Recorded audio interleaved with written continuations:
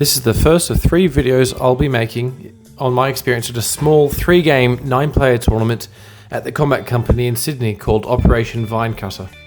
I'm going to include the introductory stuff in this video rather than doing a separate video like I did for CanCon. The tournament had a unique format in that the players were divided into 2 teams, the Brotherhood and the Coalition, and whichever team claimed the most wins in rounds 1 and 2 would determine which missions were played in rounds 2 and 3, respectively. This was justified by a narrative gimmick, which I'll explain shortly, but in short, the opening mission was always going to be capture and protect, while mission 2 could be either looting and sabotaging or unmasking, and mission 3 could be either biotech 4 or decapitation. This meant that players had to prepare for 5 possible missions. Capture and protect and looting and sabotaging are fairly similar in terms of list building, but the others really asked for different types of lists. Unmasking was the only mission which required specialists, and decapitation incentivizes strong, durable lieutenants, while for Biotech 4 you want fast-moving fire teams without a structure stat, as well as short-range firepower to contest the midfield. I have a small combined army force that I've been slowly building up. I didn't want to unveil it until the next satellite tournament. There were also JSA models I didn't take to CanCon, such as the Daiokai, the Ninja, and the Tag that I wanted to give a run. This tournament seemed like a good opportunity for it. I ran as a Ikari company instead, to incentivize this, because it's hard to justify the Daiokai when you have access to linked Karakuri for cheaper, or the Ninja when you have access to the Oniwabin, or the Oyoroi when Scarface is 11 points cheaper, for basically the same thing without the bells and whistles. There was also the fact that the missions were suitable for high mobility, high firepower armies without much nuance, which can easily work with the Ikari company. I also just wanted to make the experience a bit different to the one I had at CanCon. So this is the main list that I took.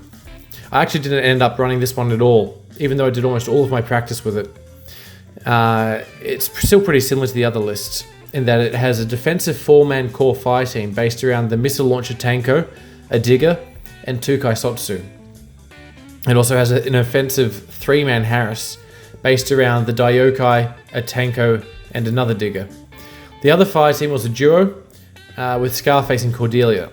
I took Yojimbo because even though Ikari has access to a bit more smoke than JSA, he's a hell of a lot better than Desperados, unless you're really dying for the points, which I wasn't. I even had points left over for a KHD Ninja. To take advantage of playing Ikari, I wanted some airborne deployment, so I also took a Yuan Yuan. That was just left filling out the rest of my points with cheap orders. My second list basically swaps out the Ninja for a total reaction bot. This also freed up a few points to replace the cheap remotes with more Kaisotsu, which is handy for shell game shenanigans. I also came up with this idea of the total reaction bot pretty late, so I only played it once before the tournament. But I found in the practice game that it was invaluable for capture and protect and equally looting and sabotage, so I was happy to make it my second list even without much practice. I knew that if we drew unmasking, I'd have to rely heavily on the Ninja to capture the antennae because my only other specialist was my engineer. Additionally, if we drew decapitation, I'd be in pretty dire straits just because my lieutenant was a crappy Kaisotsu in both lists. Ikari doesn't have much in the way of lieutenant options, the others being brawlers, who are barely any more survivable than Kaisotsu and cost more, and Arslan, who is very expensive and requires a bit of a list rewrite. You couldn't just slot him in for a Kaisotsu. In terms of general Ikari list building though, there's a few ways to do it. You can do it around Wooming, around a lot of bikers, or around a linked Druze fire team. But I mostly had JSA models, and I was already taking a bunch of models with fat bases, so I didn't really want to take a lot of bikes, and so my list sort of built itself for the most part. So the narrative gimmick centered around supervillain Dr. Pedro Heck and his scientific experiments to pull back the veil of ignorance and usher in a new age for mankind, supported by his fanatical brotherhood. I was assigned to the Coalition assaulting Dr. Heck's facility to assassinate Dr. Heck and confiscate his research, though the matchups would still be determined by OTM. The first mission was to steal his research and determine which of his clones were the real thing. I drove down to Sydney the morning of the tournament with my mate Matt, with whom I've played more than 90% of all of my Infinity games. I brought a table with me, but luckily, even though there were only 4 tables, I didn't end up having to play any of my 3 games on it. For the first game, I was matched against Shasvastii, which is a faction I'd never come up against before. This is the list as best I can recreate it, which isn't very well since I don't know much about the faction, and there are a lot of markers, which was a bit confusing. The only fire team was comprised of the Guelo and 2 drones. The mentor lieutenant stayed in camouflage at the back of the board the entire game with a decoy. Aside from that, there were 2 Caliban, one with an MSV and 1 engineer, a Seed Soldier paramedic, a Spitfire Noctifer, a Nox hacker, a Speculo killer, and just a bunch of Tiger creatures. I'm not even sure I've got as many as he had in this list. With a Whip 12 lieutenant, I wasn't expecting to win many roll-offs in the tournament. And sure enough, I lost this one and was handed deployment. This was the board, and I wasn't very thrilled with it because it was fairly open. But from what I knew about Shasvastii, I thought that might actually be a good thing for the matchup for me. I picked this table edge because I planned to reserve drop the total reaction bot on the high barrels on the left here, and that will give it a pretty commanding view of the battlefield. My opponent deployed first. He put his Guilo Harris on the left flank here, his Engineer Caliban and MSV Caliban nearby here and here. His Nox Hacker was prone here, and the Noctifer and Seed Soldier were beside each other here. All of these were in marker states, except for the Harris, and also his Speculo Killer, who was an impersonation up here after I dropped Scarface, which you can see in this picture here. He scattered his Tiger creatures around the place. Unfortunately, my DZ was deeply flawed in that none of the buildings were high enough to give total cover to an S7 model.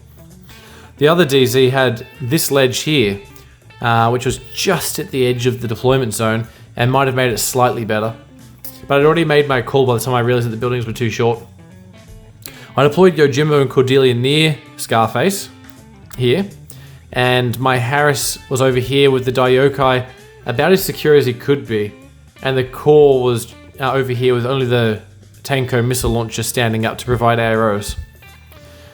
I just scattered the other Kaisotsu around facing backwards to provide arrows in case Shasvastii had anything that could deploy in my deployment zone or combat jump, because I didn't really know much about them. I thought that they were a pretty mysterious faction who might have access to that sort of thing, but they never ended up being used.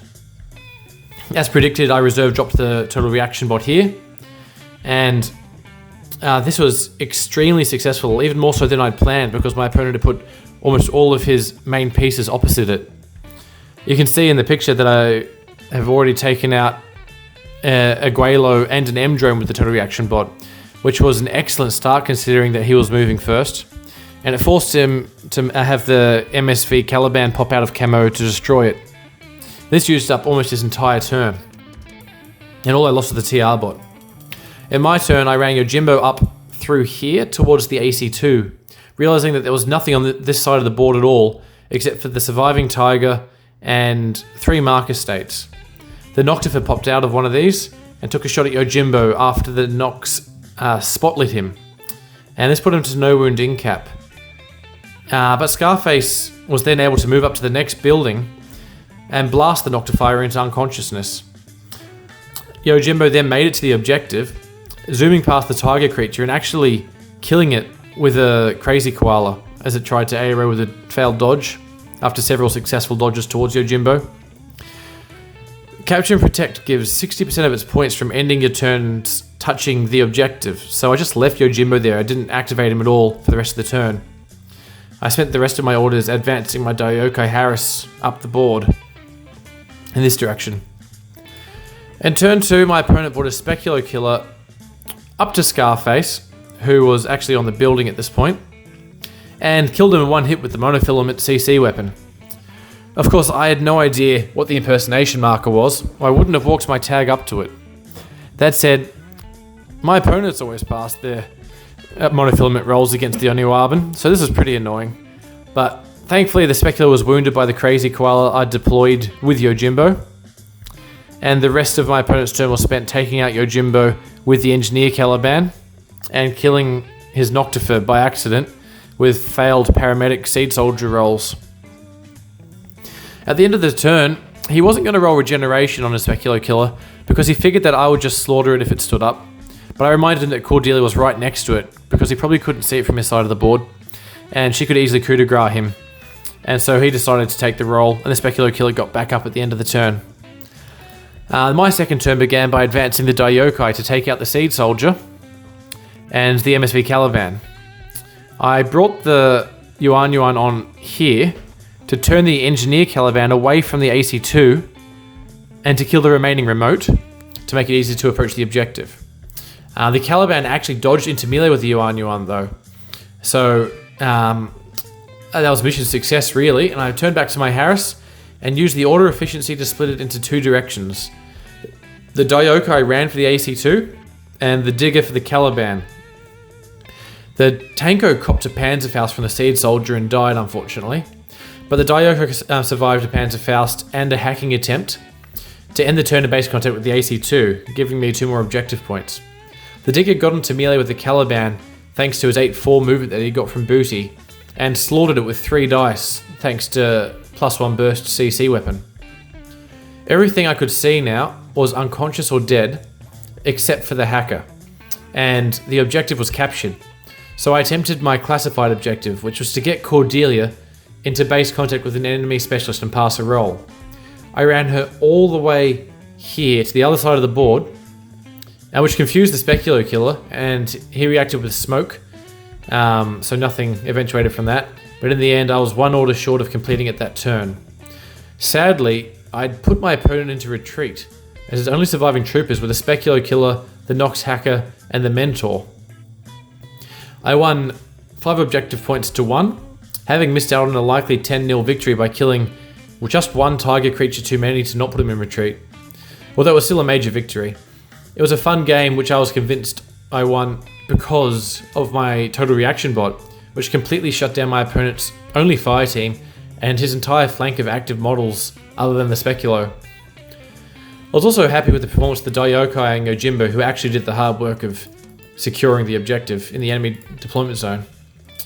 Despite my best efforts, across the 4 boards of the tournament, the coalition was unable to secure the tactical information they needed from the Brotherhood. On the plus side, this meant that the next mission would be looting and sabotaging.